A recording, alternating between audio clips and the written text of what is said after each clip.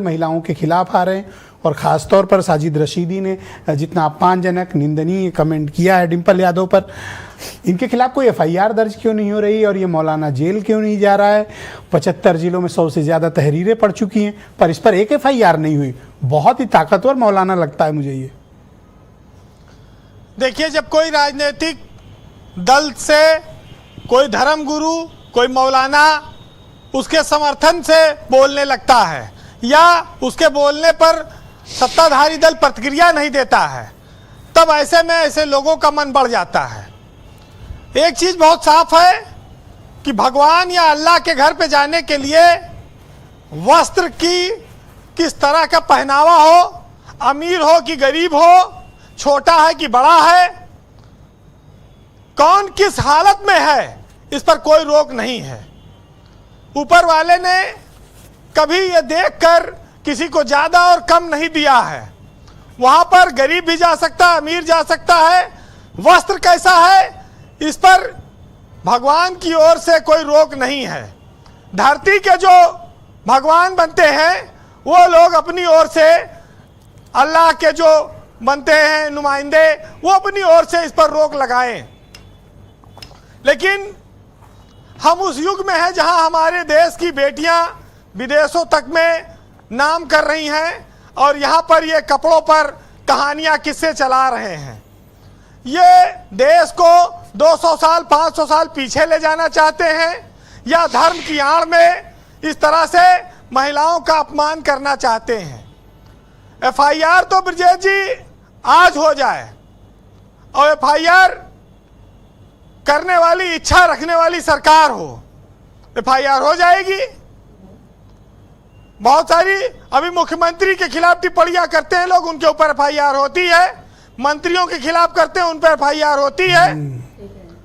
लेकिन महिलाओं को लेकर बातें तो सही है, टिप्पणी होती है, आलोचनाएं होती हैं, लेकिन उस पर कार्रवाइयां नहीं होती हैं। और यही सरकारें कहती हैं नारी सशक्तिकरण कर रहे हैं हम, यही वो नारी को बराबरी का दर्जा और सम्मान देने की बात करते हैं। लेकिन आज ये सब तब गौण हो जाता है जब ऐसे लोग लगातार अपनी बात को बार बार कहते हैं कि वो सही हैं जी।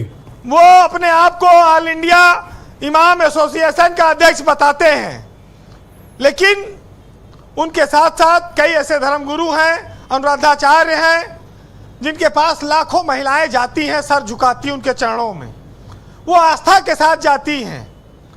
समाज में 2-4 लोगों के अंदर कोई बुराई हो, उसको संपूर्ण एक वर्ग विशेष जाति पर लागू कर देना, ये अपने आप में किसी विद्वान को शोभा नहीं देता है।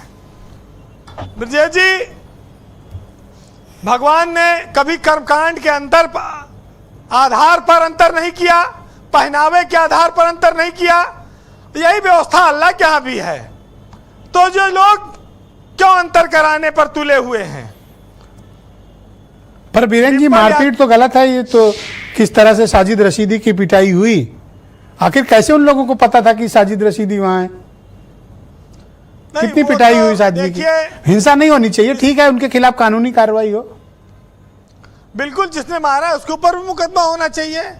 और कोई अराजकता फैलाता रहे, बोलता रहे, क्रिया की प्रतिक्रिया स्वरूप इस तरह घटनाएं, और अगर उन पर मुकदमा हो गया होता तो शायद ये मारपीट की नौबत ना आती।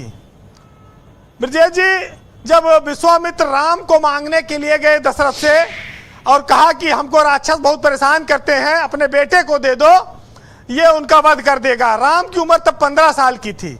तो दशरथ ने कहा कि आप इतने ऋषि मुनि हैं, इतने पहुंचे हुए संत हैं, आप अपने कमंडल से जल निकालिए और छोड़ दीजिए, मर जाएंगे सारे राक्षस।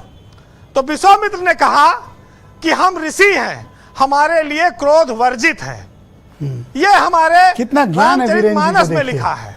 ज्ञान देखिए, तो लोग समझते हैं सिर्फ पॉलिटिकल रिपोर्टिंग करते हैं, अध्यात्म की जानकारी कितनी बढ़िया है इनकी। तो हमारे शास्त्रों में, रामचरितमानस में बातें लिखी गई, संत महात्मा ऋषि मुनि को क्रोध वर्जित कहा गया है। और ऐसी निंदनीय टिप्पणी तो और ज्यादा खराब है। जी वीरेन जी, लेकिन मैं एक बात और कहूंगा डिंपल यादव को लेकर। डिंपल यादव 3 बार की सांसद हैं, भारतीय राजनीति में अगर आप देखेंगे तो वो सबसे सरल महिला के रूप में आपको नजर आएंगी। उनका पहनावा भी एक आदर्शवादी स्त्री की तरह रहा है और आप उसको उच्च कोटि का कह सकते हैं, क्योंकि कभी उनके पहनावे से कोई भी ऐसी चीज नहीं झलकी जो लगे कि उस पर टिप्पणी हो सकती है। और सबसे महत्वपूर्ण बात यह है कि पति के रुतबे, ससुर के रुतबे के इतर डिंपल यादव ने कभी उन सब चीजों का दुरुपयोग नहीं किया जो आए दिन लोगों को देखने को मिलता होगा कि चाचा हमारे विधायक हैं। ये बड़ा इस पे सीरीज आई थी। जी जी। और डिंपल यादव को आप इस नजरिए से देखिए कि वो यादव समाज में यादव लिखने से नहीं है, वो क्षत्रिय परिवार में पैदा हुई थी और उन्होंने फिर यादव समाज में आकर दो जातियों के समावेश को अपनाया है। तो ये भी एक नारी की ही ताकत हो सकती है, एक स्त्री की ताकत हो सकती है। क्या शानदार विश्लेषण है वीरेन जी का, मैं तो बड़ा खुद मतलब चमत्कृत हूँ। वाह, बेहतरीन बोले आप।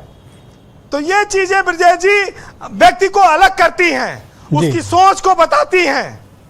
और सबसे बड़ी बात यह है कि स्त्री को हमारे धर्म में सरल भाषा में कहा है तो उसको अगरबत्ती की तरह माना गया है कि जिसमें आग भी है, धीरज भी है, सहनशीलता भी है और वह अपने आप को धीरे धीरे जलाकर पूरे परिवार को महकाती है।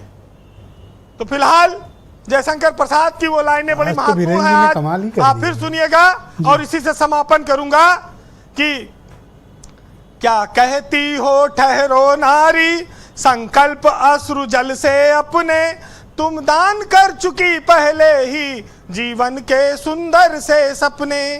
नारी तुम केवल श्रद्धा हो, विश्वास रजत नग पद तल में, पीयूष स्रोत सी बहा करो जीवन के सुंदर समतल में। वीरेन जी, आज तो आपको लगातार सुनने का मन कर रहा है। मैं तो स्ट्रांगली रिकमेंड करूंगा कि आप इस तरह के शोज करिए। क्या शानदार धारा प्रवाह आपने बोला, बहुत बढ़िया।